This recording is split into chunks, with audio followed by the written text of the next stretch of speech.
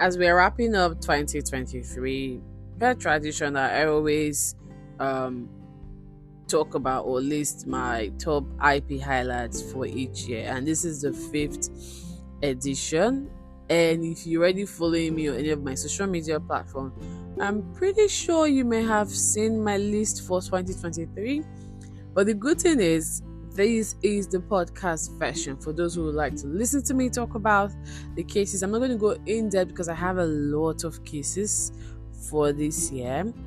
There are a lot of trends, a lot of development cases, and still more cases up until the last day of 2023. So stay tuned for my top highlights.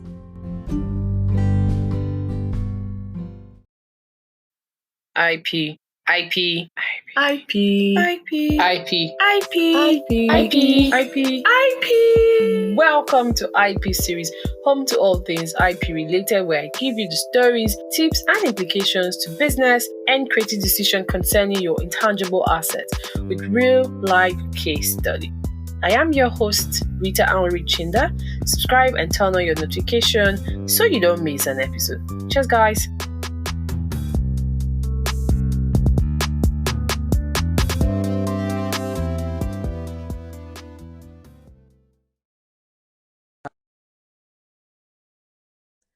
At the center of the IP conversation for 2023 was artificial intelligence, generative artificial intelligence work. But first, at the beginning of this year, we had a couple of works go into the public domain, such as we have works like The Best Thing in Life Are Free by George Gard De Silva, Lil Brown, and Ray Henderson. Then we also have To the Lighthouse by Virginia Woolf. I think that's the pronunciation. Then you have Time Regained by Marcel Proust, the jazz singer, um, and a couple of others. And we're also gearing up for the biggest IP work owned by Disney going into the public domain in 2024. And I'm talking about Mickey Mouse.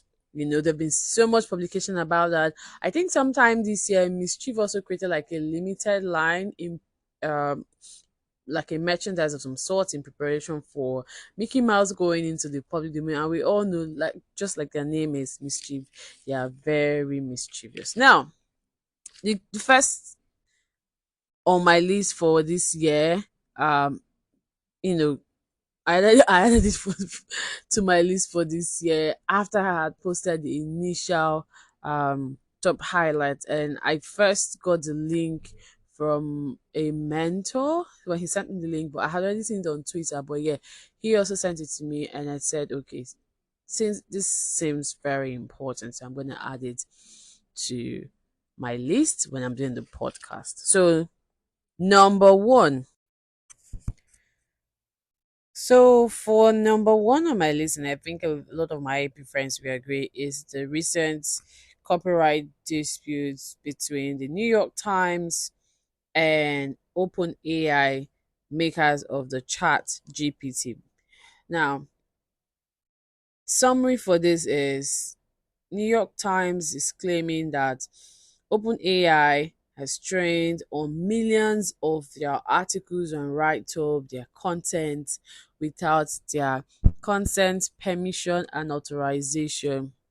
Basically, using their intellectual property to generate answers and content for users. And if you are very active on social media, you see a lot of content creators highlighting and sharing tips and prompts on how to use ChatGPT and other artificial intelligent tools to create content, to write ebooks, to create images. I think that's one I saw yesterday, where a user had put in a prompt that they should create like a cartoon like image, which the result at the end of the day was a combination of Mario and Lugu. I think that's how it's pronounced. But these are some of the questions or issues that this dispute is basically highlighting. What does it mean for the future of artificial intelligence, creativity, journalism, publishing, content creation, you name it? How will it affect the balance between innovation, creativity, and IP protection in the digital era? Now that you have, I mean, with the digital era, is you're dealing with issues of ease of reproduction. Now you have chat GPT with just basic prompts coming out with outputs. There are questions as to whether these prompts enjoy intellectual property protection. um would these suits redefine the boundaries of artificial intelligence and intellectual property? Would the fair use defense work in favor of open AI and Microsoft?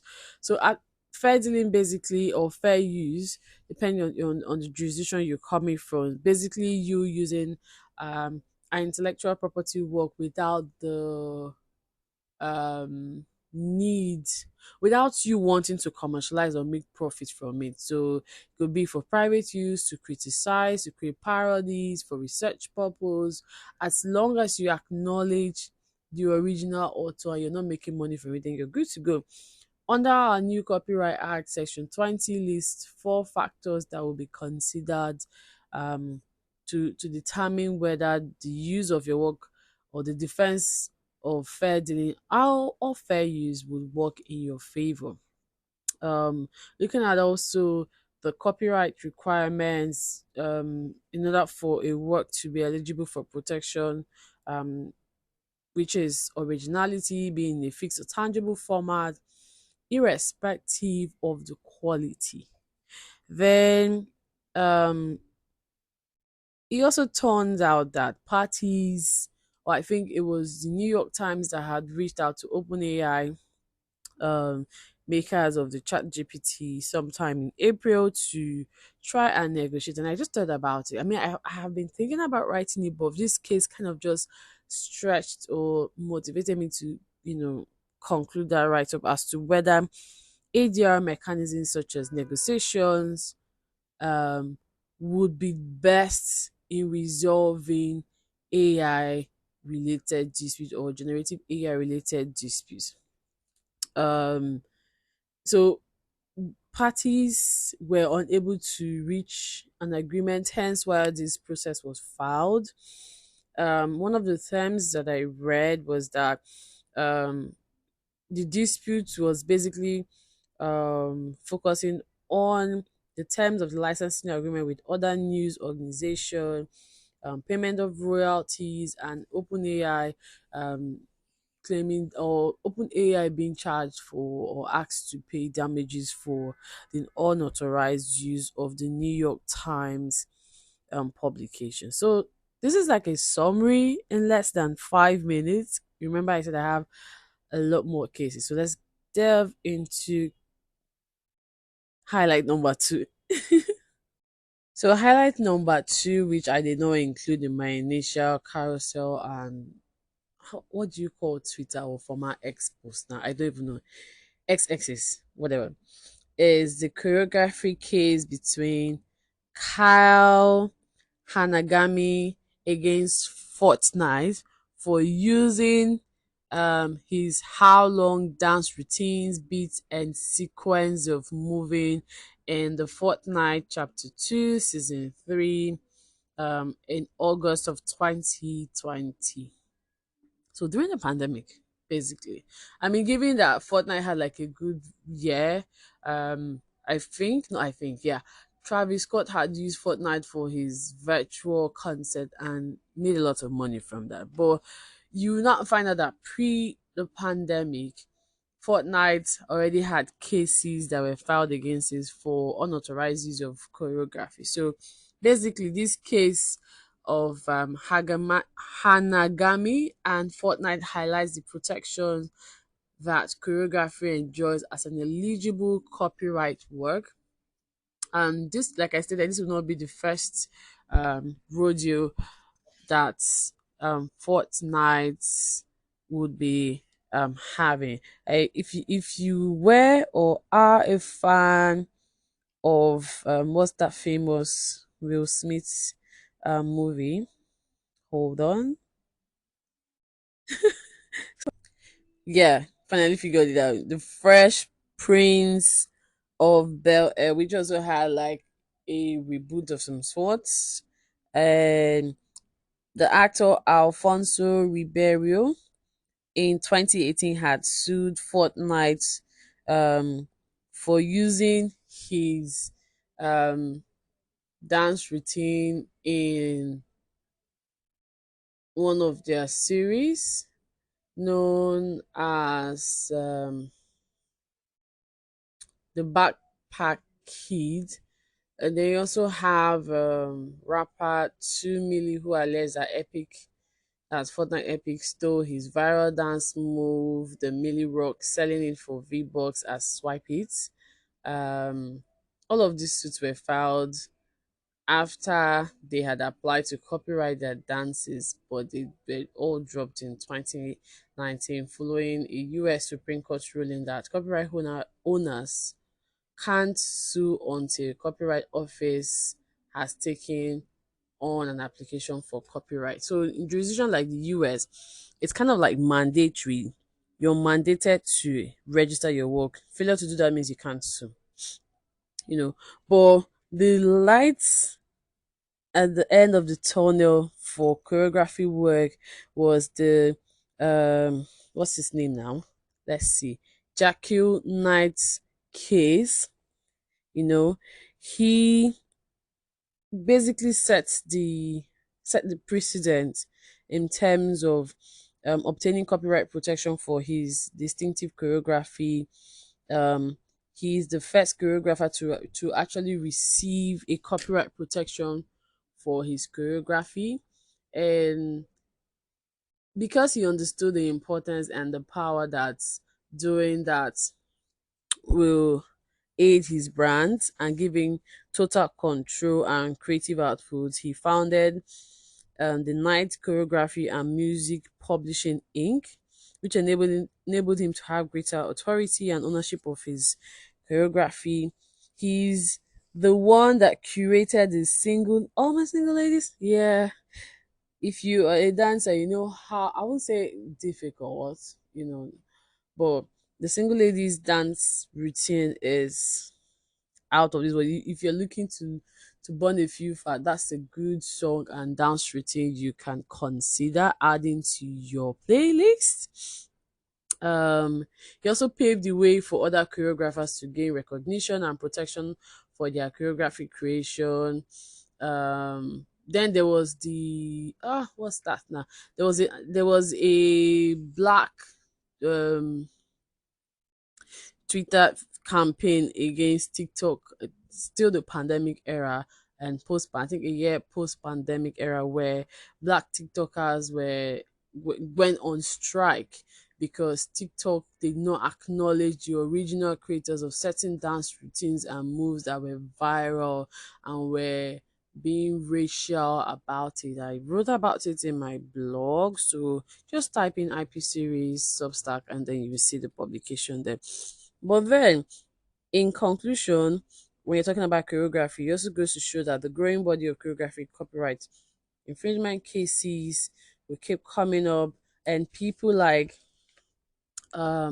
Hanagami, who know the importance of protecting their choreography, will keep suing.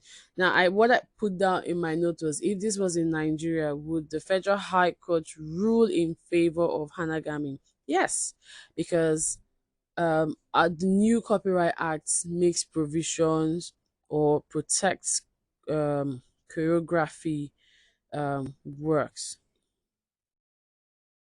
And if you also check out the interpretation section of the new Copyright Act, it's still new, I mean, basically less than a year. The Nigerian Copyright Act defines choreographic words to mean a composition of movement for dancing or other pattern succession of gestures mostly created to accompany music. So if you are a Nigerian dancer, if you help artists or theaters come up with dance routines, just know that you are protected under the law. Your work is considered to be a literary work. If you also look at the definition of literary works, choreography works is also listed, and section, give me a minute, yeah, section 9 gives you the rights, exclusive right to reproduce that dance routine, to publish it, to perform it in the public, to produce, reproduce, perform, or publish any translation of that dance routine or choreography work, make any audio visual work or a record in respect of the work, distribute it to the public for commercial purpose, broadcast it, communicate it, make the work available to the public by wire. Huh, maybe no. By wire or wireless means in such a way that the members of the public are able to access it from any place and at any time, make an adaptation of your dance routine. So, so another type of right you can categorize a choreography is um, choreographers and dancers enjoy performance rights. And under Section 63, it lists that you have the exclusive right to control the fixation of your on fixed performance, reproduction of your fixation in a performance, um, in any manner or form if the original fixation other than the fixation is excluded from section 68, which talks about exceptions to performance rights as a whole lot. So I think the exceptions to performance rights will include demonstration in good faith of a radio or television receiver or recording or playback equipment by clients, by a dealer in those receivers, reproduction of short extracts from an object of a performance right, research or private study of an object of performance right kept in publicly accessible libraries, educational establishments, museums, or archives on the premises of the said institution. And reading this now just highlights the Makola Queen's the musical performance, which I just did a review about. So if the school were going to rely on the exceptions, I think this will apply. Then there's also reproduction for benefit of people with disability. The new copyright act now has special provision for people with disability, which is a good thing. What else? Performers now also enjoy moral rights. So people like Hanagami, if they were Nigerians, have the right to be identified as a performer in connection with any use of that performance of the fixation in Fortnite Epic. They can also object and prevent any distortion, mutilation, or modification of the dance routines, the sequence, the beats, um, timeline for uh, protection. So performance includes dramatic performance, which includes dance and mime. All of you that did all those, if you mind when you were younger, you get what I mean. I was also going to consider dance as an expression of folklore, but I wouldn't want to delve. Okay, yeah. So folk dances and folk plays under section 74, sub 5, you know. Then yeah, I think that covers it. So let's move on to case number 3.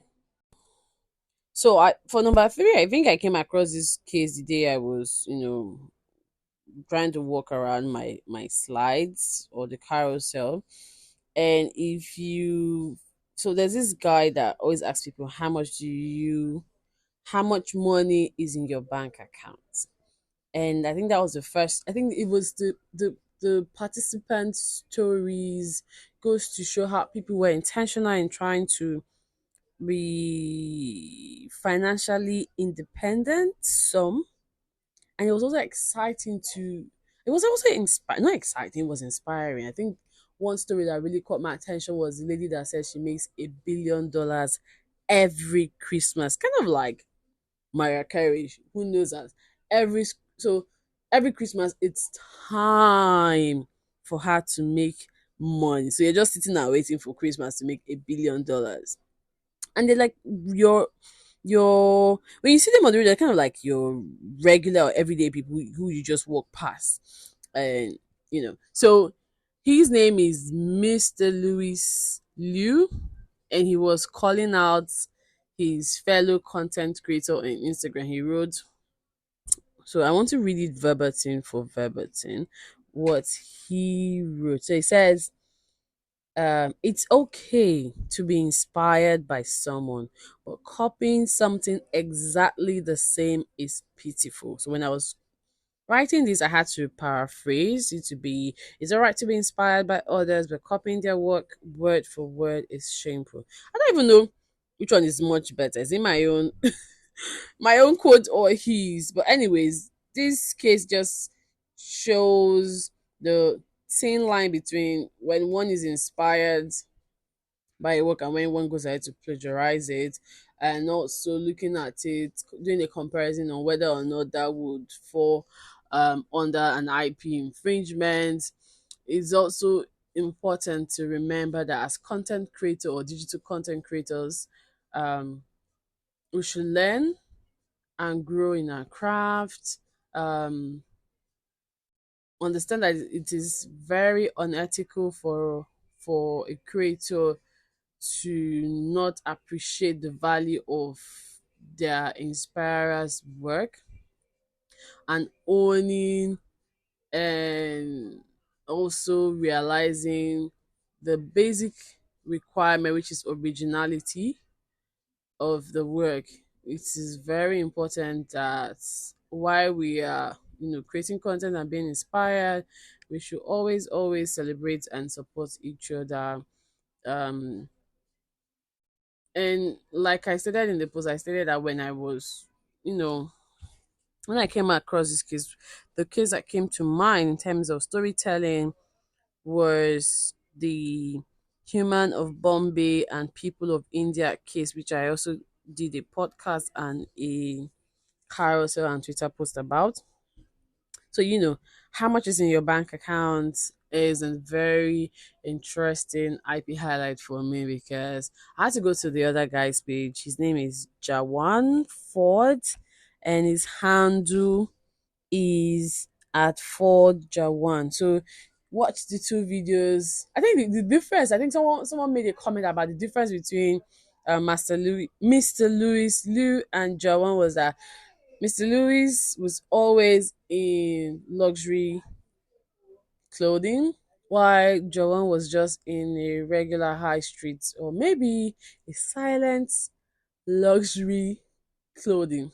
I mean, that's what is trending now, isn't it? Silent luxury, not having those big logos all over you and trying to be very classy. But yeah, if you're a content creator and you're inspired by someone, always acknowledge the person and say, "Oh, I was inspired by this," or you get into a collaboration or a partnership with the person instead of copying word for word.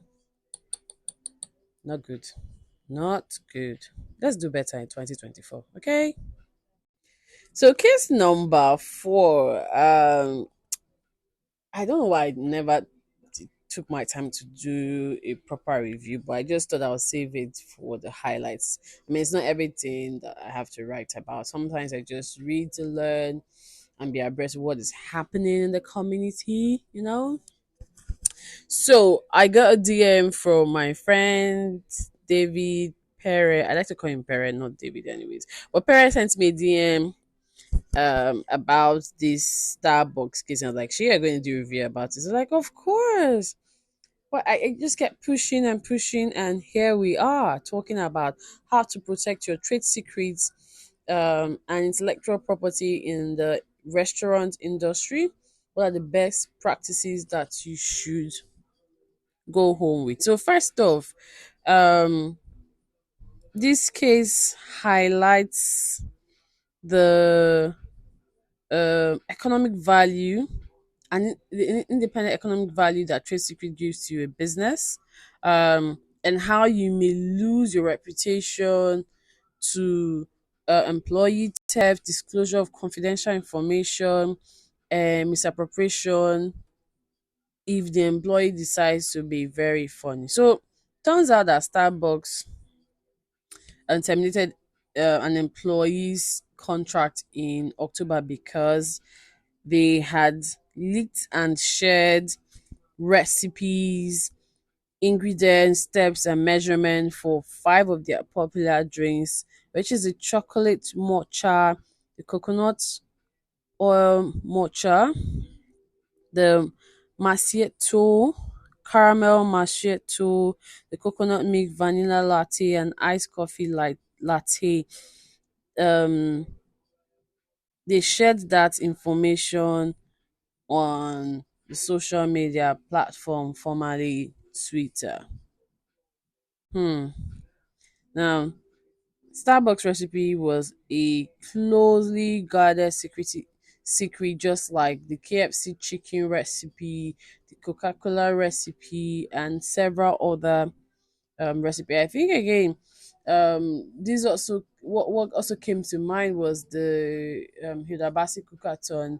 I did an extensive review about IP rights in the food industry and for food bloggers and vloggers and tourists. What's it called? What do you call them? But there's like a term for that industry. Is it gastro something?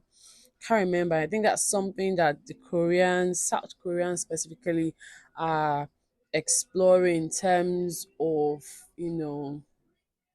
trying to get not just engagement but get people to understand the story behind some of their cuisines. So imagine your employees, and I think some businesses in Nigeria experience this where an employee comes in there without any knowledge and then they leave and start reproducing a similar brand. I think a colleague had mentioned this case, the Bobo Juice and Viju Milk case.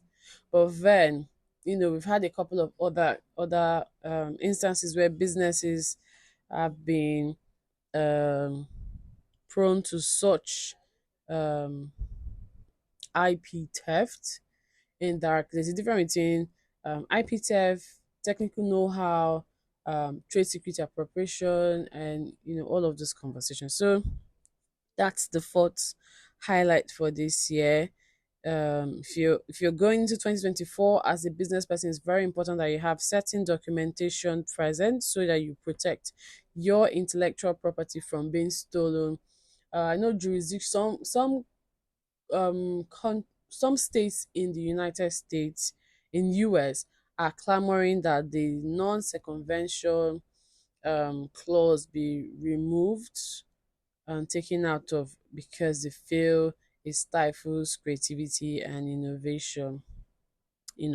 But if you're in a jurisdiction like mine, I would say as an employer, you should take measures to protect your intellectual property, be it a copyright, trademark, patent, industrial design, trade secret, you name it. Whatever it is, include the right clauses, the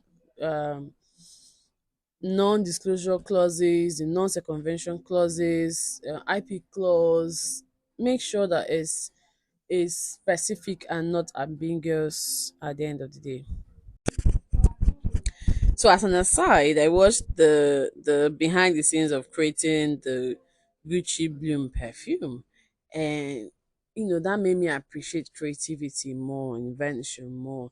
I've also seen the behind the scenes or BTS or of what's it called now?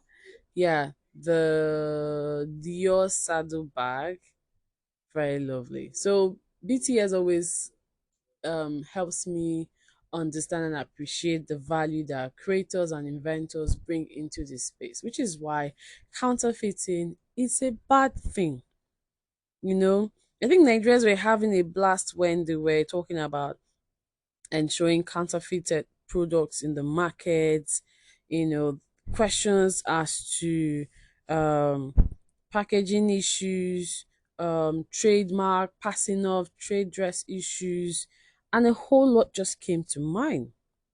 The reality is, fake products are really killing Nigerians. Not just it's not a Nigerian thing, but counterfeiting is considered to be a form of intellectual property infringement that involves the production, importation, sale, or distribution of goods or services that are identical or substantially similar to those of the legitimate right owners without the authorization.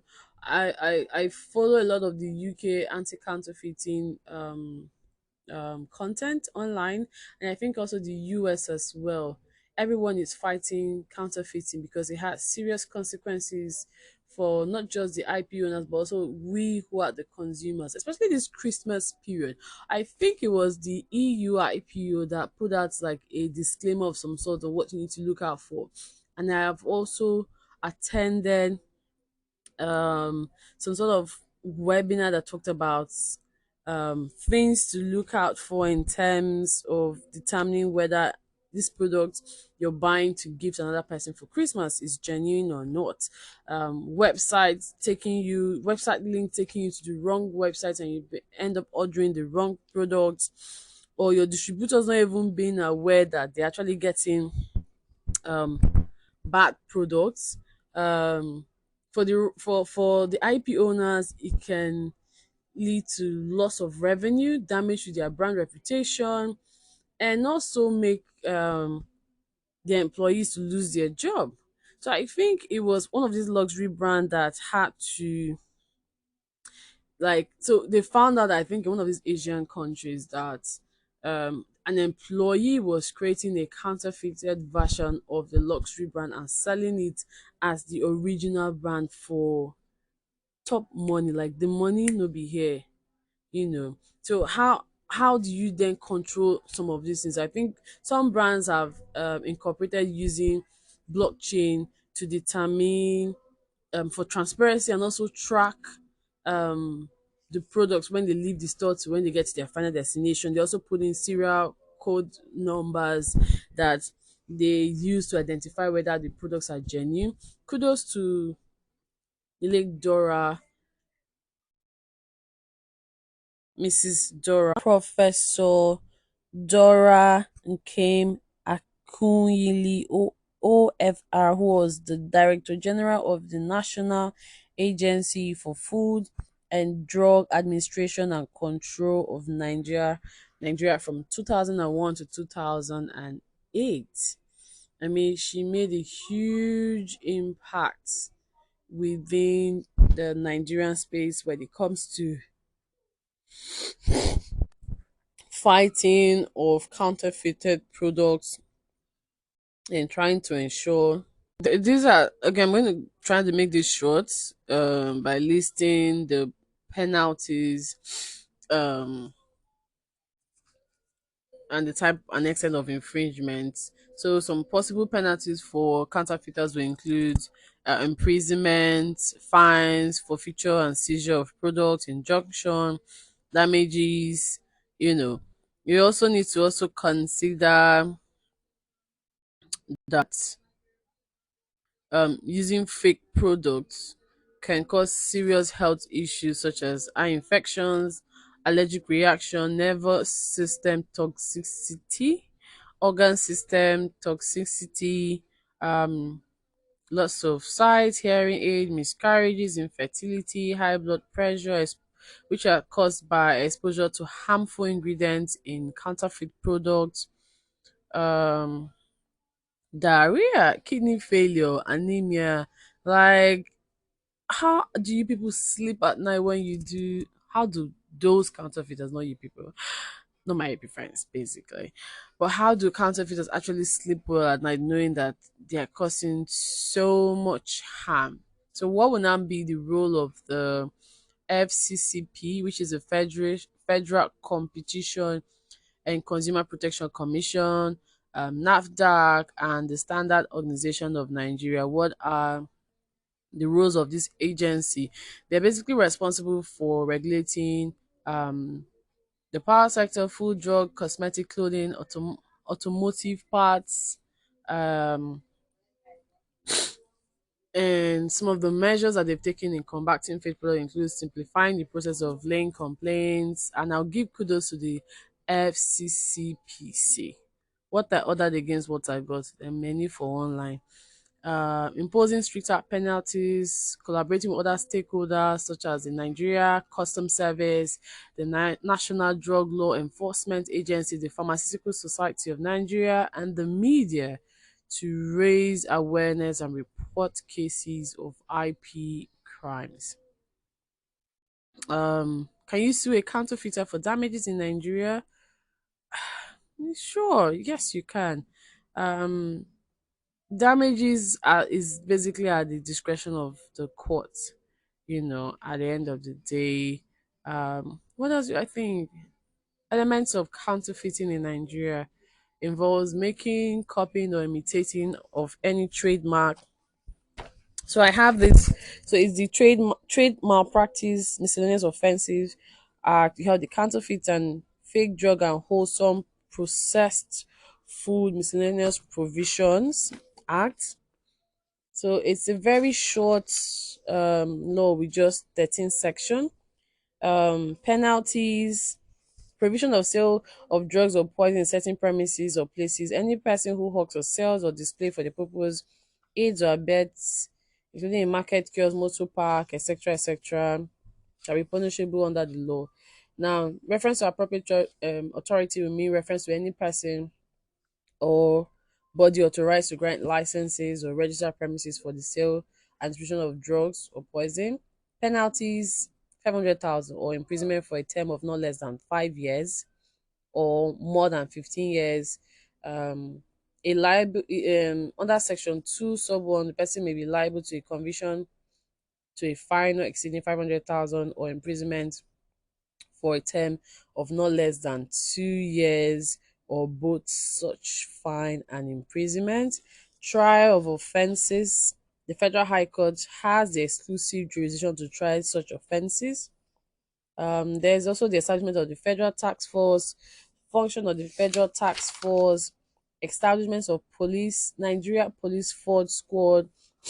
Then section 10 talks about forfeiture of drugs or unwholesome processed food products. I think there was one time where they were dumping expired chicken, and people were complaining that instead of doing that, you should give it to people that can't afford to buy those things by themselves. And I'm like, that is unhealthy.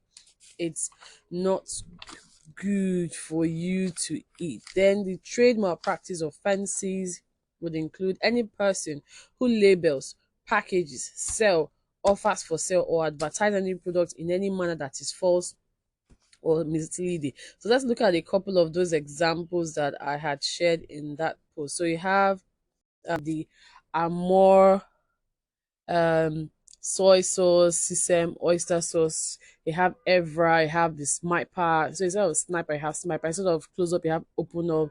Instead of Henneken, you have Henneken. Instead of Bama, you have some other thing there.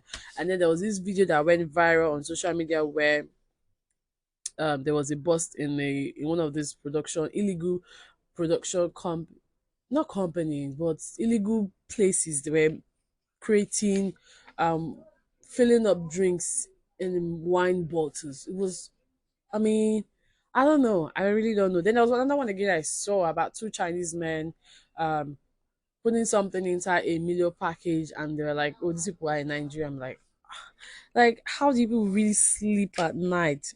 You know?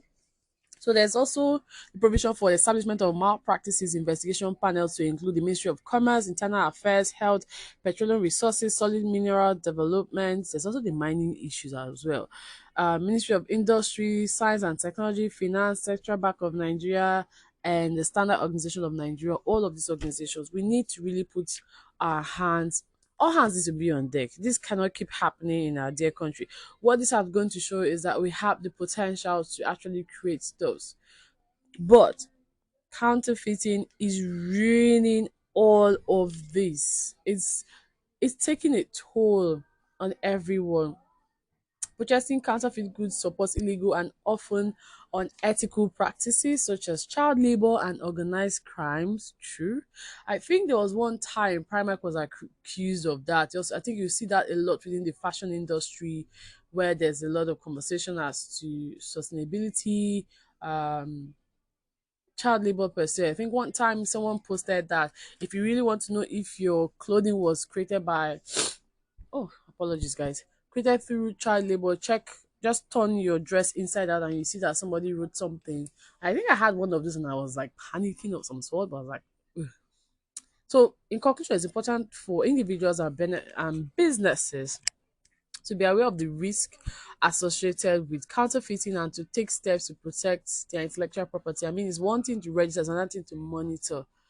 So that's a lot of investment. I think in the episode where I had a senior colleague come talk to us about, so there was this Adire scenario where the Chinese were importing low quality Adira and people were not having it, conversations like that. So check out that episode as well. That was also very detailed. I think it's more than an hour, but it's worth your listen. So please, please support your girl by listening to that episode. Uh, we can also start implementing anti-counterfeiting measures such as holograms or serial number. I think we're already doing that, but these people are smart. I think they're always a step ahead of the government or the agency or the IP owners. And I know that under the new Copyright Act, there's a provision for um, where the commission is going to be working with the customs in terms of what's it now? I'm trying to look for it though.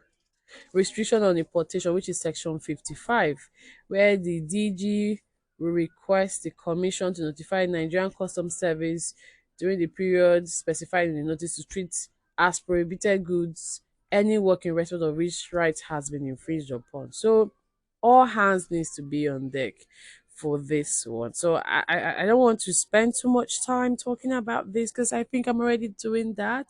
But preventing counterfeiting is a collective responsibility that requires cooperation between government, right holders, and consumers.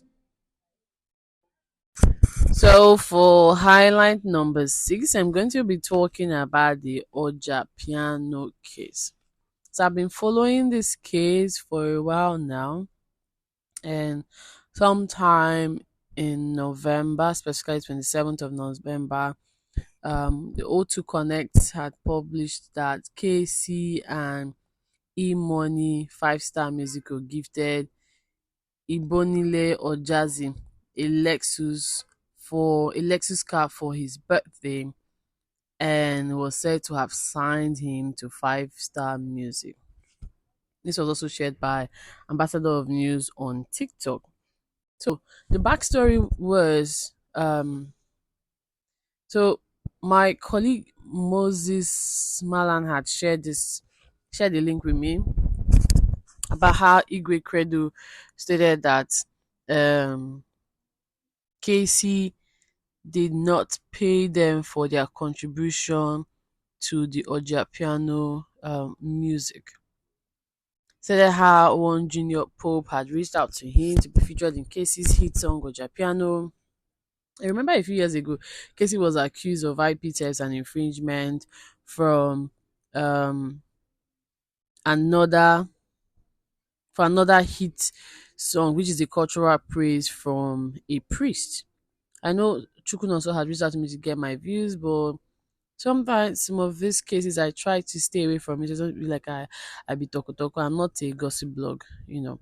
But then I followed the story and also did my a bit of research in terms of what are the copyright implications for all of these in terms of how does this impact the um the music industry, what should artists and producers know, um is this going to be like a new genre or another controversy within the music industry, and what is the musical impact to all of these, and how can the Nigerian music industry help artists overcome some of these challenges and achieve their full potential by not just protecting and enforcing the IP right, but also being knowledgeable about the business of music. How can they be fairly compensated and recognized for their contribution? to a musical work, and all of this boils down to lack of awareness. I think a lot of creatives or artists get carried away when a celebrity or an A-list artist reaches out to them, which is why we're currently seeing a lot of social media call outs from artists, and people not keeping to terms, not drafting proper agreements. Um, I wouldn't say lack of regulation and enforcement. We have a new copyright act, and there are provisions for technical protection measures that artists can explore. There is also the takedown proceeding, which wasn't there before. There's also restriction on importation, anti-piracy measures. Um, what else again? And several other provisions are the new act. There's also the dispute resolution um, board, which ends the Nigerian Copyright Commission will create to resolve disputes on licensing, payment of royalties, and any other thing they deem fit to be determined by the commission. Um, what else again? Then there is awareness and education, how musicians and artists can protect their work, creating and maintaining databases of registered and verified intellectual property rights, the roles of the collective management organizations, and people like P-Man. So listen to the episode with Mr. Mike Apan. There's also, I think I've talked about that again. I've talked about that again. So going forward, in terms of we need to motivate and reward Nigerian artists and producers, protect and enforce their intellectual property rights, sign the necessary agreement, don't do oral. Always make sure that you properly document all your conversations, the terms of the contract, agreement, how you can commercialize, how you deal with distributors, how to deal with record labels, um, platforms, consumers, people like also listen to your song, um, improving the quality and popularity of the music. So I had to Google the flute that was used to by Ojazi. I think that's his name. Yeah, that was used by Ojazi, and also what else? Artists needs to understand the business of music publishing, music licensing, how record labels comes in. Do you really need a record label at this point in your career? Um, um, how music licensing officers can also help emerging artists and musicians, creating a vibrant music ecosystem, cultural heritage, preserving our cultural heritage, and encouraging artists to explore their cultural roots, um, picking your niche and building on that. Other challenges would be piracy, lack of structure. What else again? I think that basically covers the conversation. But if you have a different view regarding the Ojapiano dispute that is still growing, please send me a DM or email to ipseries info@gmail.com. Always willing to listen to another person's opinion though. So highlight number 7 is going to be very short, and that's me talking about the passing of the Nigerian Copyright Act 2022. I did like an not an I did a 2 hours plus review about the new Copyright Act. So if you haven't listened to it, please do. And I also started like a Nigerian copyright review post highlighting certain sections I felt creatives should take note of. I think it's about 9 or 10. I'm going to continue next year. So this new act has about 100 and let's see, hold on. I need to be sure 109 sections. So the part one of it talks about the objective and application. So the objective of the law basically is to protect the rights of authors to ensure just rewards and recognition for their intellectual property. So linking it back to the Ojapiano case, your the law takes care of this when it talks about protecting your rights and not ensuring that you're rewarded and recognized for your IP efforts, for your intellectual effort. Then provide appropriate limitation and exception exceptions to guarantee access to creative work, which is where the special provisions comes in. So you have general exceptions, then act for purpose of instruction or examinations, recording of broadcast by educational establishments, restriction on reprographic copying by educational institution, subsequent dealing with authorized copies, special provision for archives, libraries, museum and gallery, special exceptions for blind, visually impaired and otherwise print disabled people, and finally special exceptions in respect of sound recording of musical works. And I think that would apply. Let's see. It's 27. Musical. Anyways, let me not delve into that because I said I already talked extensively about that. Then the third objective is facilitate Nigerians' compliance with obligations arising from relevant international copyright treaties and conventions like the Marrakesh, the Berne Conventions, the what's that one now? WPPT, yeah, and several others. Then enhance the capacity of the Nigerian Copyright Commission for effective regulation, administration, and enforcement of the provisions of the Act. So if you're within the creative sector, you have eligible works that fall or are listed under Section 2 of the Copyright Act, such as the literary work, musical work, artistic works, audiovisual works, sound recording, broadcast, and performance. Um, the Nigerian Copyright Commission is your regulatory body.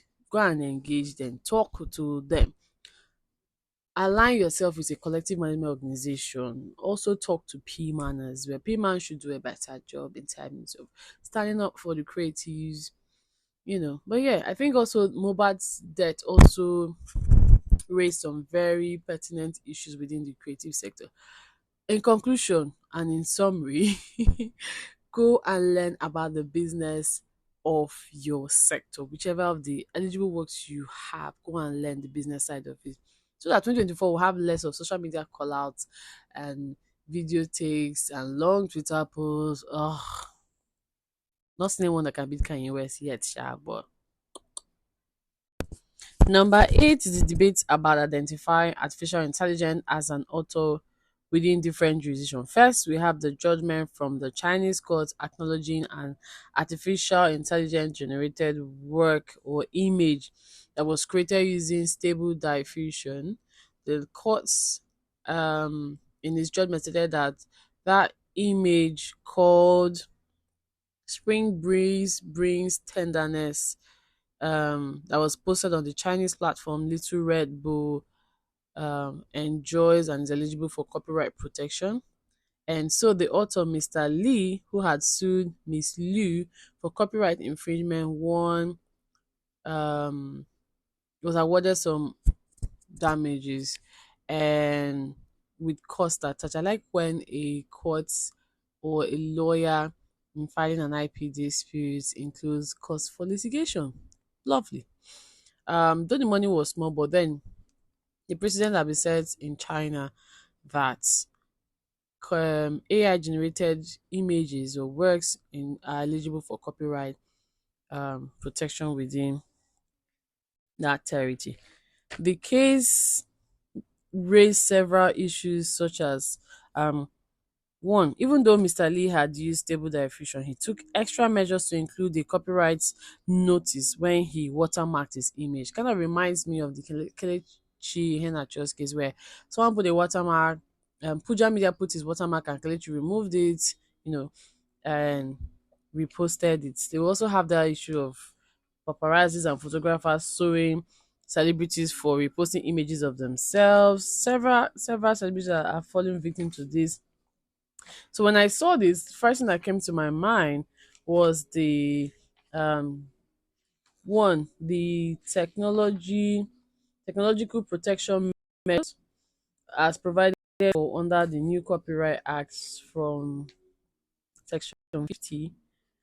So it says no person shall manufacture, import, sell, or offer for sale, provide, or otherwise traffic in any technology product, service, device, or parts. Yeah.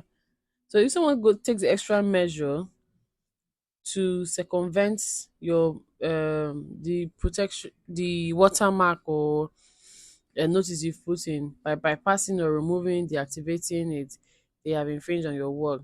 Now, the law under subsection 3 defines technology protection measures to mean a technology, device, product, or component incorporated into the work which is designed to effectively prevent or inhibit the infringement of any copyright or related right. you know then second question is, can prompts used in an AI software or tools enjoy IP protection? I think I mentioned that when I was talking about the New York Times case in passing. Despite using AI tools, is Mr. Lee entitled to the exclusive rights and also enjoys such as economic rights, moral rights, and the exclusive rights? Based on this new judgment, I will say yes. If this was in Nigeria, would the technological protection measures apply? I think by definition, yes, this will apply. While copyright as an IP protects the originality involved in the level of human involvement, what would the threshold for AI generated work be to determine originality? That's another angle I think we need to pay attention to.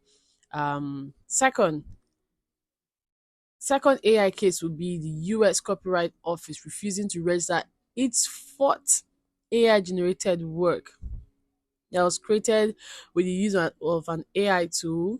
The work in question is a two-dimensional computer generated image titled Suryast. I think it's Soyast, created by Ankit Sami, in part using a custom developed software program called Raghav. You can check out my post when I discussed the Zara of the Dawn case this year. I think I posted it in March. So there's a podcast version. There's like a short carousel slash newsletter version.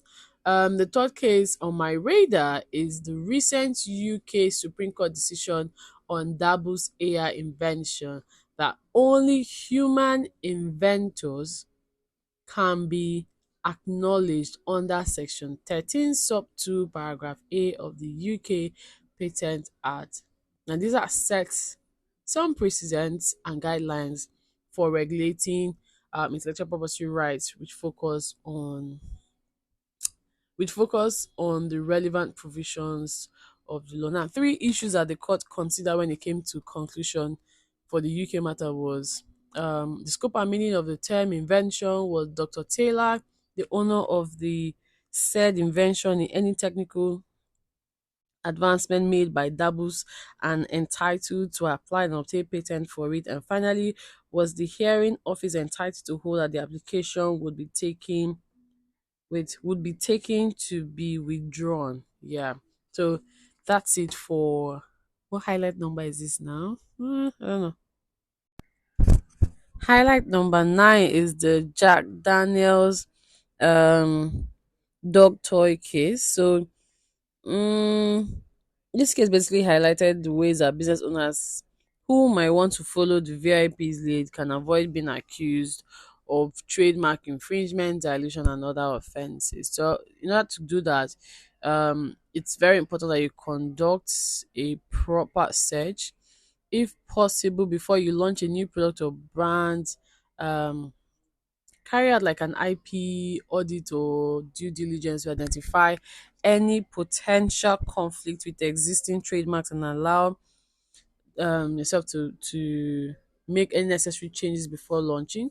You also need to understand the different types of trademark infringements, which includes dilution and of course when a trademark becomes less distinctive due to overuse of other factors.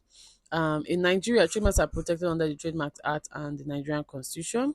The Trademark Registry is responsible for registering and enforcing trademarks, and businesses operating in Nigeria should ensure that they comply with the relevant laws and regulations to avoid any legal issues. But I think this case was kind of interesting because under the US competition, there were arguments as to whether this was free speech and all of those conversations that took place. So I did a carousel and also did a podcast version of this. So please check it out and let me know if you have a contrary view to my opinion.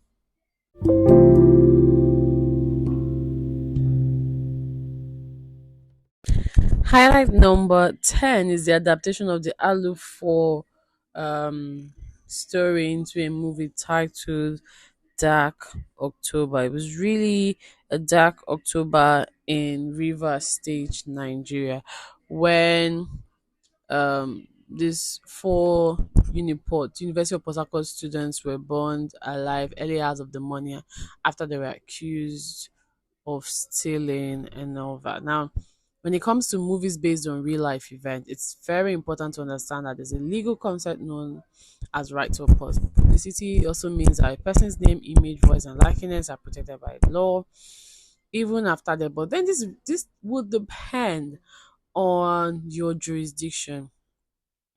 So if a movie is made that includes a deceased person's name, likeness, the family may have a legal claim against the producers of the film. May.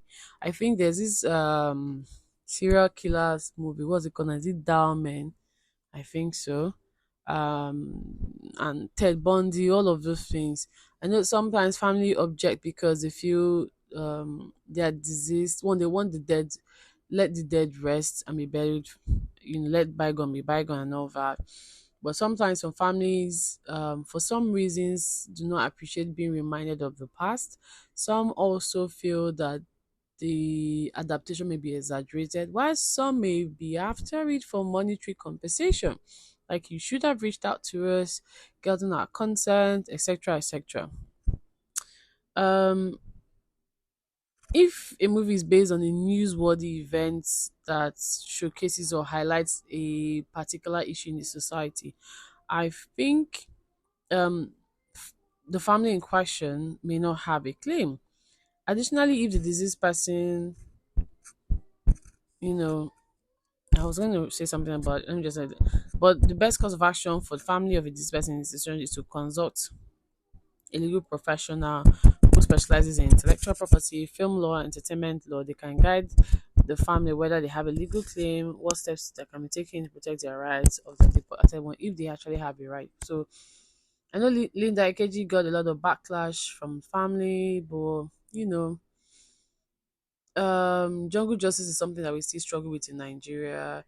There was Deborah's case was an exception because it was in the north and there was conversation on blasphemy rather. Um, and with the recent killings in Plateau and the Middle Belt, my mom is Middle Belt, my mom is from Benue State, so it's a bit dicey. I know how I would feel if we get bad news from my mom's family that something bad happened. They were killed by, you know, it said farmer headers or something, or um, you know, it's complex. But the conversation I've been bringing for the last 3 days now on X platforms with people highlighting how some extremists have been killing people in the name of religion, um, or in the name of not in the name now, but trying to, like, a genocide is currently ongoing, trying to rid the indigenes of their birthrights and taking over in a very hostile way. You also see instances where people were burned for stealing. I think we had one this year when a female lawyer, was um attacked, false alarm, and then she was attacked, and she had some medical complications, those kind of things. So I think this movie um did its best to highlight that jungle justice is not a something that we should take for granted. But I think the family were not happy with the fact that the departed ones or the deceased family members were like the focus of the story. But then, you know please check out my conversation about that. I did an extensive review about that case too.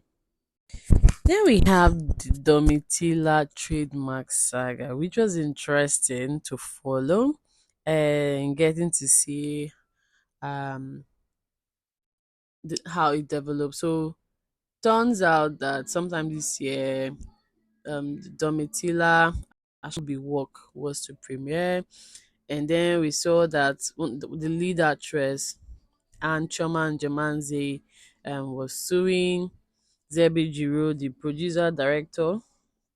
Um, Zebe Jiro Production and the movie sponsors Film One Entertainment and Film Tribe Media for trademark infringement. So she had just applied to trademark the name Domitila and was now suing them and trying to prevent them from launching. We all know that trademark infringement is a very serious offense that occurs when the person or entity using the trademark that is identical or similar to another party's trademark. This movie, which is a cinematograph work under the new art, it's no longer called. No, it's now called audiovisual work. Oh, Ejo, Mabini. It's now called audiovisual. No, yes, now audiovisual work. It's no longer cinematograph work as was stated in the former ad. They enjoy protection, and that means that filmmakers can register their work and protect it from unauthorized use by others. And there's also passing of protection for when a mark has not been registered. So you enjoy a limited form of protection under the law.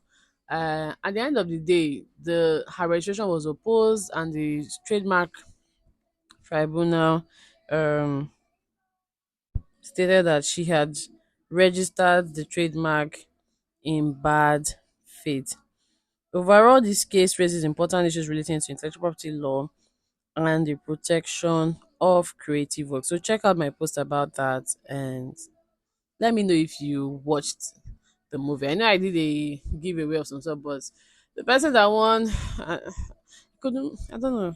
Person that won, I couldn't meet up, and I offered to do some other thing, but he wasn't responsive. So if you're listening to this, I sincerely apologize, but I still owe you. So reach out to me and let me know what is within my budget that I can actually do for you, you know.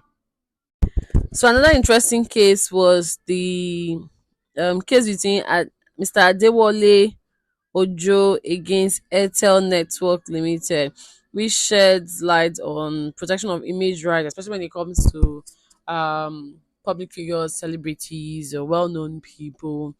Apparently, Airtel was ordered to pay the filmmaker, actor, and show business personality 20 million naira for the unauthorized use of his image and photo after their initial mobile no portable service agreement or contract that had elapsed in December of 2014 or 20 no April, yeah, that had elapsed in this that had elapsed basically, and also for the use of that image within that timeline. So he also shed light on the importance for businesses to respect terms of contract. So we had the case of Onyeka Owen, who had a music licensing agreement with iRockin TV expired, and they kept using it afterwards, even though the compensation was small. But then that set a precedent. Then we also have the Vironi case with Mercy Johnson recently. You know, I talked about that as well. So, do we have a specific law on image right? No, but I think with the right strategy, your lawyer and your team can come up with a good argument for unauthorized use of your image, especially when you're dealing with or talking about privacy related issues and stuff like that. Then there's Tom Browning, who won the four stripe motive case against Adidas three stripe case.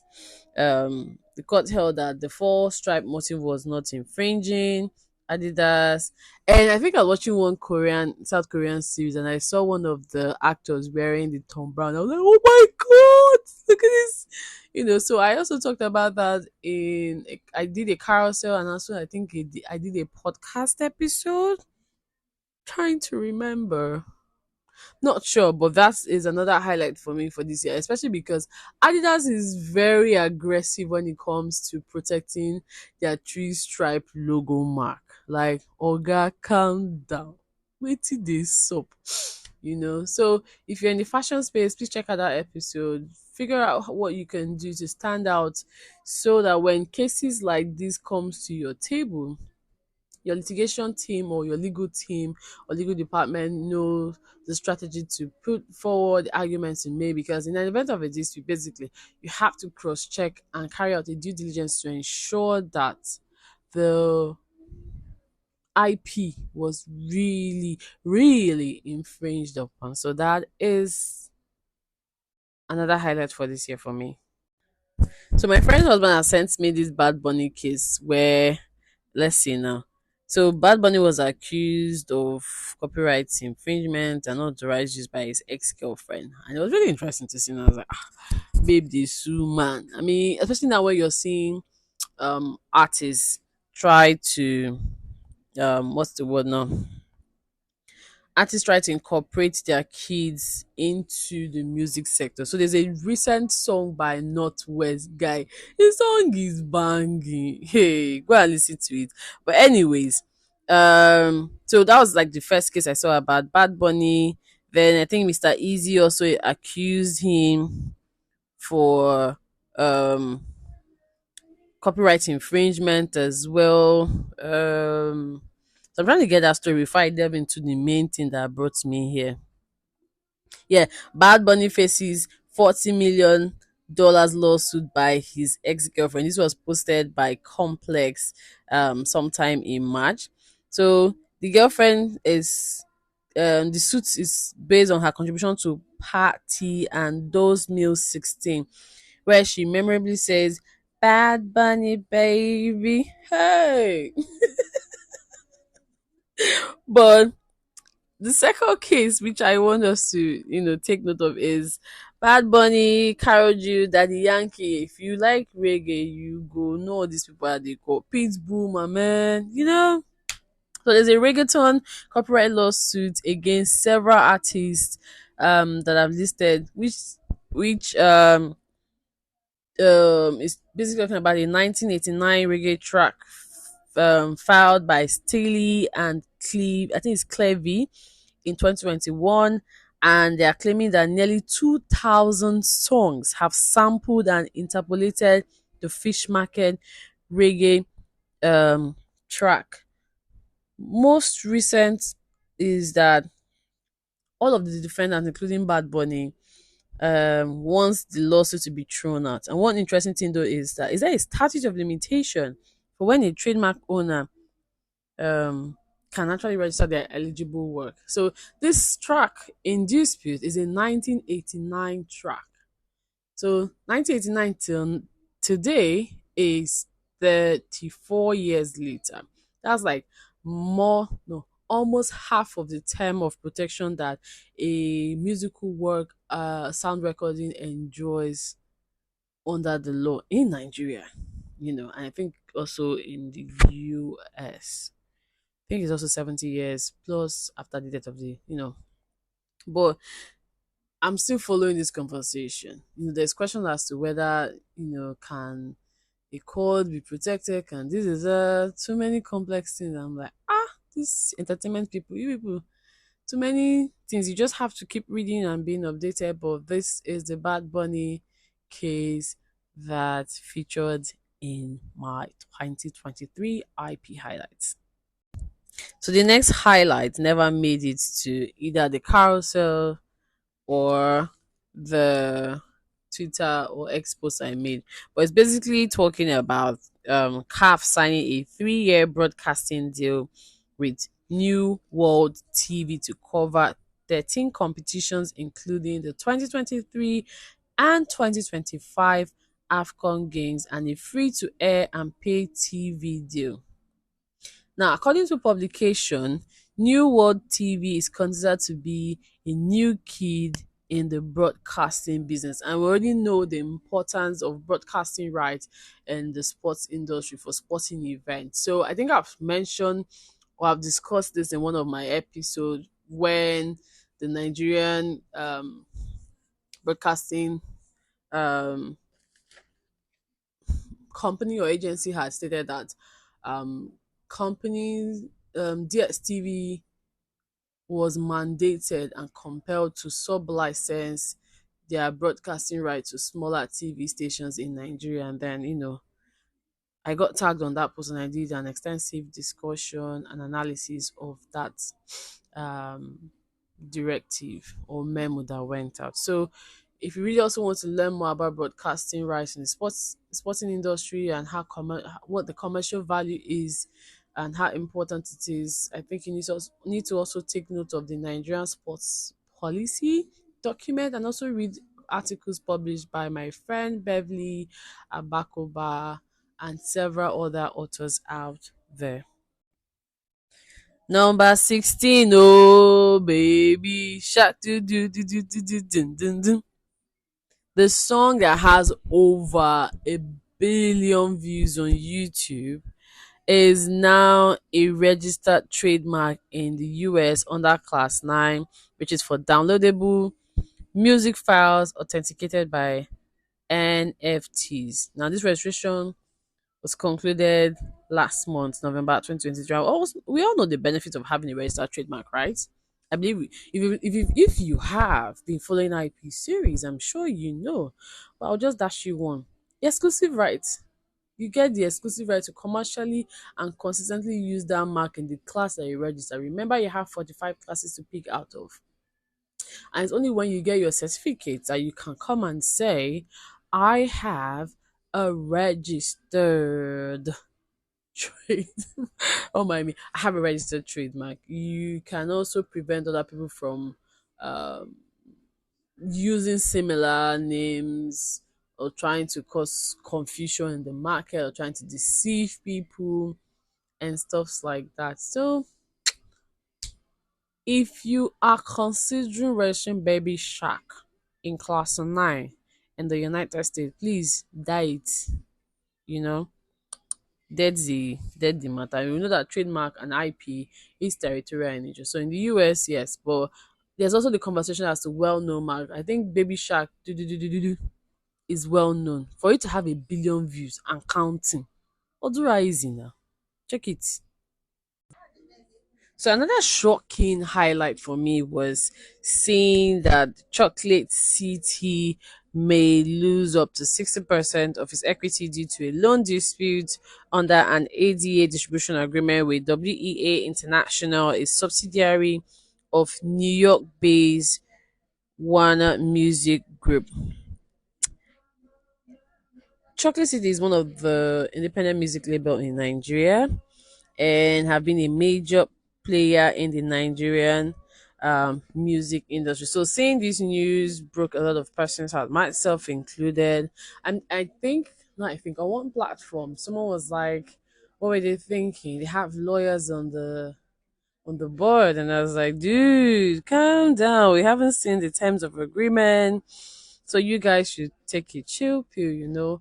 Um, and one thing again that stood out for me when I was reviewing this case, which is currently before the High Court of Justice in England and Wales Commercial Court, is that one, not a lot of persons know what an ADA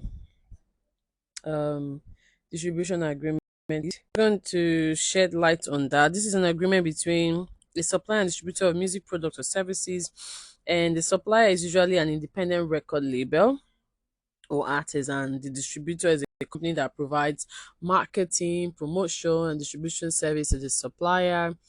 The agreement will specify the terms and conditions of the relationship, such as the scope of the product and services, the payments and royalty arrangement, the rights and obligations of each parties, and dispute resolution mechanism. Very important, you know.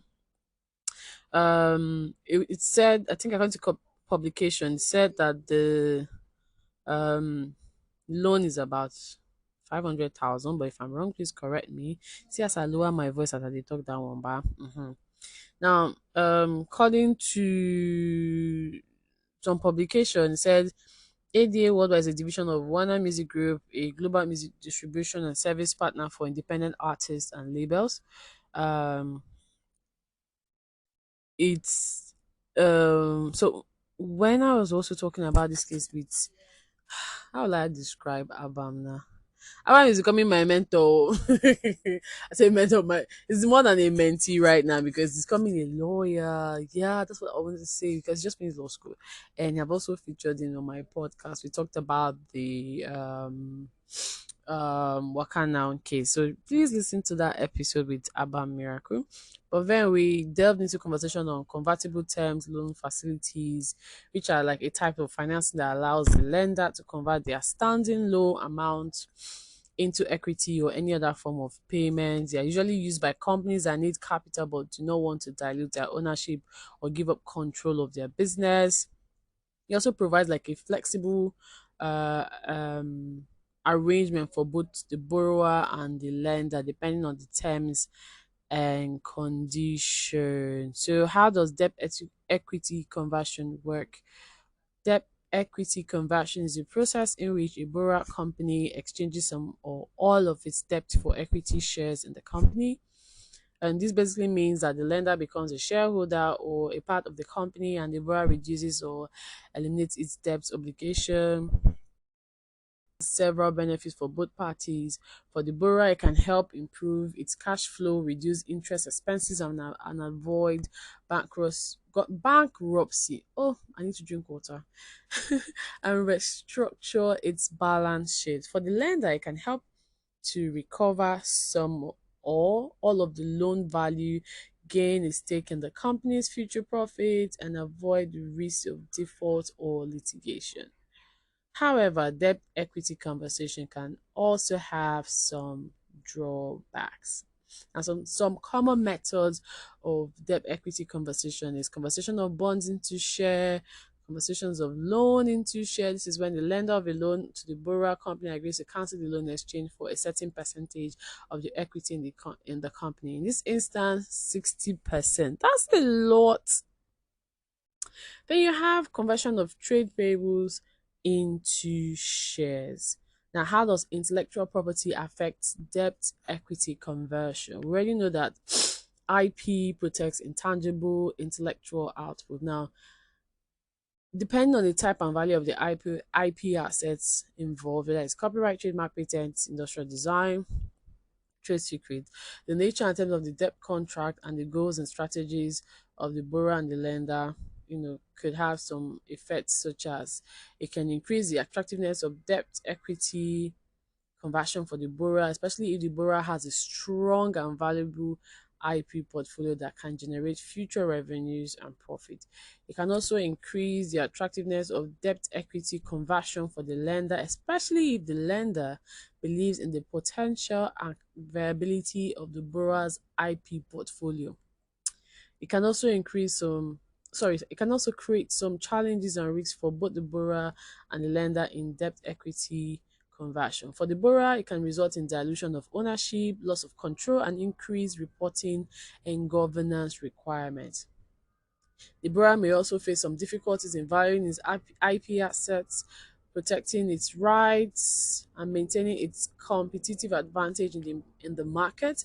And for the lender, IP can result in lower returns, higher risk, and longer time horizon. They may also face challenges in assessing the quality and validity of the borrower's IP assets, enforcing his IP rights, and managing IP portfolio. So I think just should I stop there? What are some of the ways to finance a record label? You can consider crowdfunding. Read the Nigerian Startup How to Guide You on crowdfunding. You can opt for grants, sponsorship, equity. Um, I'm trying not to make this. Okay, so how does ADA agreement affect? I think I've mentioned that too. Why do I feel like I'm repeating myself? But how can a record label scale up successfully? One of the most promising and innovative ways is by using IP and debt equity conversion. Um, it can help record label improve their cash flow. It can also help them beat competition and reach new markets, secure their growth and profitability. Blah, blah, blah, blah, blah, blah. What is? So yeah, I think lastly would be, what are the legal remedies for breach or default in a convertible term loan facility? One is termination of the loan agreement, enforcement of the security, conversion of the loan into equity, damages and injunctive relief, you know, um, difference between a breach and a default in a loan agreement may depend on the terms and conditions of the agreement, the nature and extent of the breach of defaults, and the applicable law and jurisdiction. So yeah, that's it for this highlight. So remember at the introduction or beginning part of my recording, I said that this year's IP conversation is centered on artificial intelligence. Now I have another AI dispute, which is the authors copyright lawsuits against OpenAI again, Microsoft again. So the authors will be George R. Martins, John Grisham, and other tech companies over alleged misuse of their work to train AI system. I think this is going to be like one of the major arguments for most AI disputes. So just like the New York Times dispute, I'm also following these disputes. I'm also trying to, not trying to. I also want to build capacity on artificial intelligence because it seems like that's like going to be what we build our 2024. So get ready, guys. So I'm sure we're used to hearing Mariah Carey has been sued for All I Want for Christmas. It's another copyright lawsuit. But this time it's Tupac's Dear Mama that was named in a new copyright suit. 30 years after it has hit the charts, there's a copyright related claim stating, this person infringed, it was my work, blah blah blah. But that's still building. So that's another highlight for this year, which was interesting to see.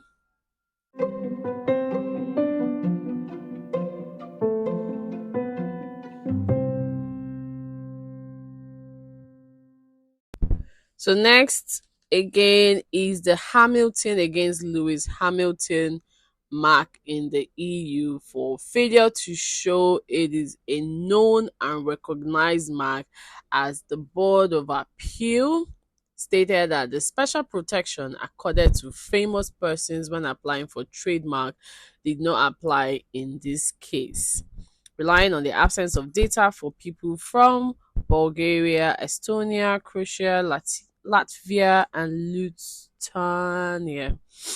I think we all know who Lewis Hamilton is. He had registered Lewis Hamilton in 2015, I think, in several classes. But as usual, when you register a mark and you don't consistently use it, you lose the right to own that mark, and someone can apply that your mark be cancelled or revoked.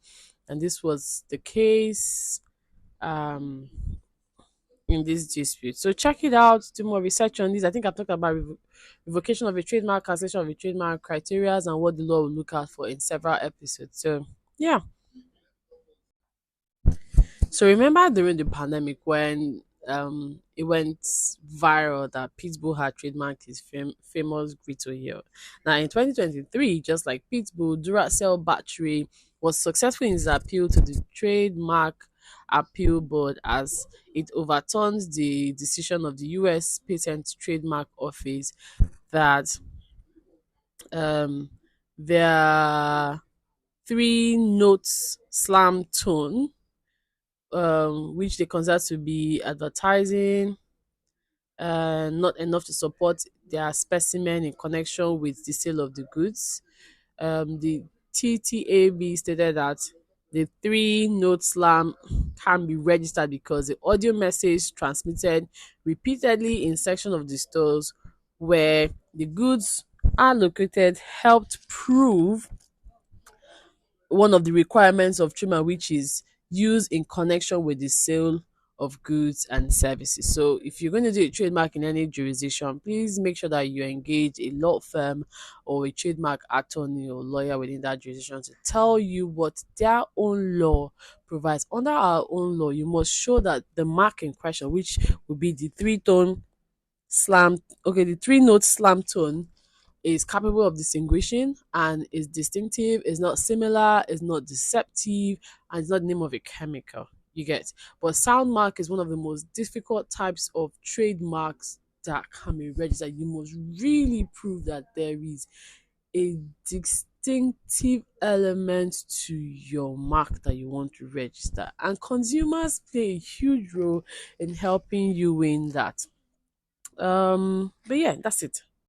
Number 22 is the Yuga Labs against Reeves, who is a non-fungible token artist, Ryder Reeves and Jeremy Karen, who a United States District Court ordered to pay Board AP Art Club creator Yuga Labs a total of 1.57 million in damages along with legal fees. Now, the summary of the findings of the court based on a post by someone I follow on LinkedIn, trying to remember the person's name, but she stated in her post that one, the basis for the remedies were that the defendant intentionally and willfully infringed Yuga's trademark through the creation and sale of a copycat collection of NFTs and the registration of domain names similar to Yuga's trademark. The court rejected the defendant's claim of protection under the First Amendment, fair use or parody, as well as claims of trademark abandonment or transfer. Then the defendants were found to have acted in bad faith with contempt towards the court and Yuga Labs, causing irreparable harm to Yuga's reputation and goodwill. So this case is kind of interesting because I think I also saw another publication on Twitter that highlighted that some of um the ape um NFTs were being stole. Yeah, got it. So it says a massive theft appears to be happening right now. All these NFTs have been stolen from wallets, some of the absolute top tiers apes. Conspiracy theory, not the not going to delve into it, but yeah. So the next highlight is the South African case of the Turkish trademark in dispute, when application for cancellation of the mark was made for being too similar and that it was like there was a likelihood to cause confusion. So the case is Grimbo Bimbo S.A.B DEC against Turkey's Bill Tony Pty in bracket limited. So check it out, figure out what's obtainable in South Africa, the relevant treaties when it comes to trademark registrations and all that. Now, in this case, it's pink all over. Can you guess? Can you guess? Can you guess? Can you guess? Please tell me you can. So basically, the marketing and branding team behind the Barbie movie, they deserve recognition because anywhere you see pink now you're thinking, is this a Barbie collection?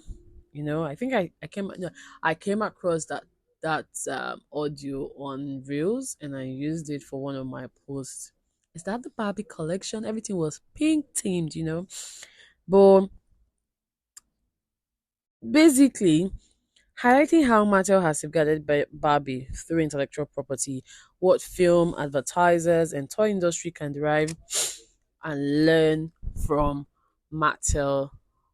And in today's world where IP theft is rampant, it is crucial for brands to take proactive steps in protecting their brands.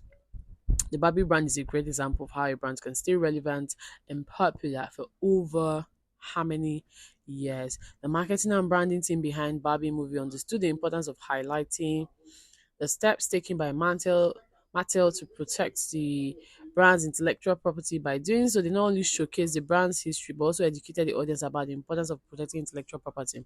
I mean, Pink trademarking the color, Barbie trademarking the name, creating merchandise, doing an adaptation,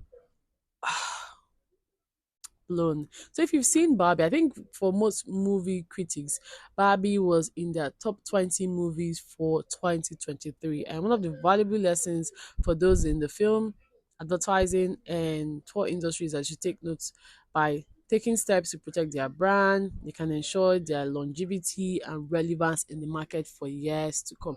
I think Barbie or Mattel is also considering creating like a Barbie themed what's it called now? A Barbie themed park, which is good. More money for everybody. So kudos again to the marketing team and also highlighting that not everything pink is Barbie, but very you now understand the trademark element where you say you can link a product or a brand or use pink now as a source of indication when you're talking about Barbie. Or I think Barbie had a lot of collaborations with other fashion brands, creating a Barbie themed line, limited edition. They sure made money, lots of money, and I think the movie is currently worth $1 billion in the market. So kudos to everybody, Sha. Another controversial case this year was Twitter rebranding to X. What is X? The name no sweet for mouth. You get? But that's what happens when a brand is bought over. Do you retain the former name or do you create a new name? What the benefits of retaining the former name? Reputation, goodwill, a source identifier for brand. I think a lot of people like myself keep referring to Twitter as Twitter and not X because we're so used to the name Twitter. There's also like a trademark guide for rebranding for what brands can learn about that. Then Elon Musk now going ahead to accuse his former employers of X or Twitter, formerly Twitter, for breaching threads, for trade secret breach by Threads. Threads is another app that came out linked to Instagram, kind of like giving X or Twitter's vibe, but it's not as bubbly as Twitter, you know. So conversations rose up as to, oh, is this a trade secret appropriation, or was it like an espionage? Was it like a disclosure from the other parties? So what are the reasonable steps that brands can do to protect their trade secrets? You know, it also reminded me of the Tesla case during the pandemic where they're talking about self-driving cars, and Elon Musk again was also in the mix of trade secrets. So I think so many things that brand can learn while you're going into a merger or you're buying a property or selling your IP. Agree on terms, ensure that your employees don't carry away confidential information that could hurt your brand. But yeah, that's it. So this one went viral in Nigeria, and that is the Gangs of Lagos at movie, where the portrayal of the Eyo masquerade in the movie sparked a lot of controversies and debates. While some argue that it was simply a movie and artistic expressions, other people stated that it was disrespectful to their culture and tradition of the people of Isale Oko. And as an intellectual property practitioner, I believe that the producers of the film should have exercised more caution and sensitivity towards the portrayal of the cultural icon of the Eyo masquerade. Also important that filmmakers and artists and creatives understand the significance of cultural and intellectual property and how it can impact the communities it represents. Um, what else again? And yeah, work towards representing cultural tradition and practices in a way that celebrates and honors it. I think I have a no, I think I did a publication about it and maybe a podcast, can't remember right now. Now the Manuka honey dispute is another one that's caught my fancy. And hold on, I'm trying to get to it. But it highlighted um what's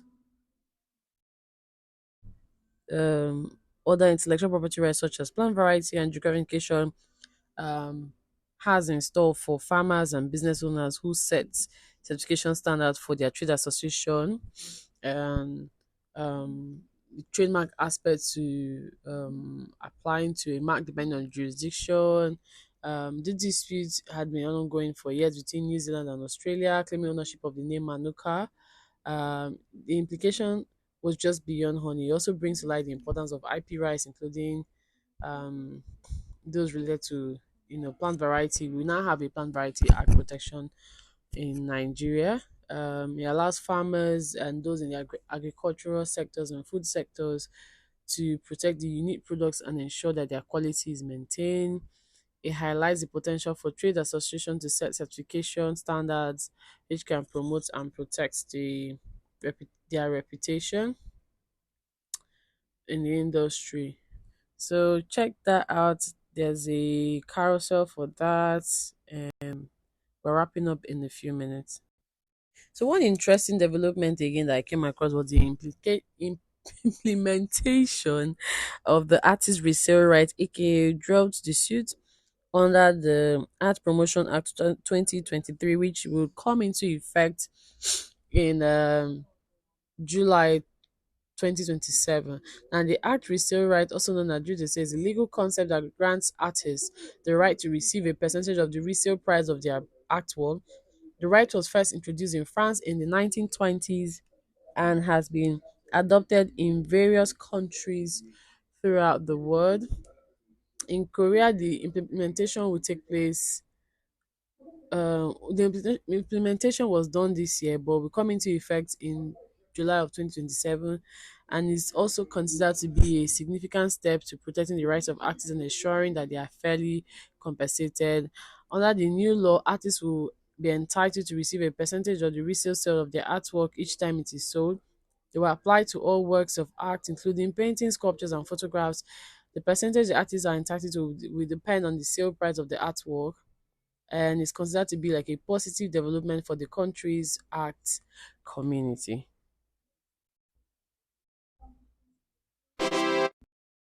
Last but not the least, I think so. Yeah. So, did you know that Apple Inc. was prohibited from selling the Apple Watch Series 9 and the Watch Ultra 2 and any other new model within the United States due to their infringement of Massimo's Corp's patent on pulse oximetry technology, which uses lights to measure blood and oxygen levels. So, it turns out that sometime in October 2023, the United States International Trade Commission made this decision. This decision, however, um, up until Christmas, the Biden White House were expected to reverse that decision, but never did, as done by President Barack Obama in 2013 when Apple was accused of violating Samsung's patent. So because they did not, the White House didn't make a comment, the ban is still in effect and has also affected the stock prices of the brand. Now, what is the impact of the ban for users in other jurisdictions who want to buy or are currently using the Watch 9 series and Watch Ultra 2? First on my list is that you will definitely see a possible increase in price or a limited availability of this watch series, challenges in repairing or replacing the device. So if you own one, handle them with care.